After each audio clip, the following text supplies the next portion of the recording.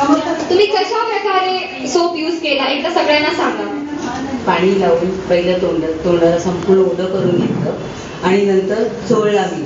चोळला तर मला थोड्या वेळ बरं वाटलं, पण परत जरासा हात फिरवल्यावरती आग व्हायला लागली आणि तोंडावरती मग तोंड धुतल्यानंतर तोंडावरती पुरळ यायला लागलं आग.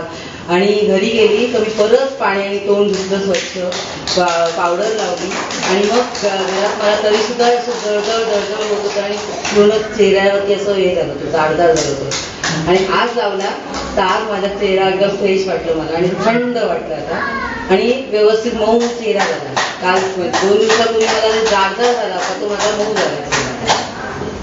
तो आंटी ने 25 सितंबर को आंटी ने सोप यूज किया था, क्योंकि उस दिन ही अपना कैंपेन शुरू हुआ ना, तो उसी दिन आंटी ने सोप यूज किया. तो आंटी की ये वाला जो पोर्शन है वो पूरा म्हणतात एकदम जाड त्यांचा झाला आणि त्यांना पुरळ आले, त्यांना लाल उनको फोड़ी आए, जिसकी वजह से आंटी को बहुत इचिंग हो रहा था, खुजली जैसे हो रहा था आंटी को. लेकिन फिर से आज आंटी ने मुझे पूछा कि क्या मैडम मैं एक बार लगा के देखूं क्या. तो मैंने आंटी को बोला मैडम देखते हैं आंटी फिर से आपको कैसा लगता है.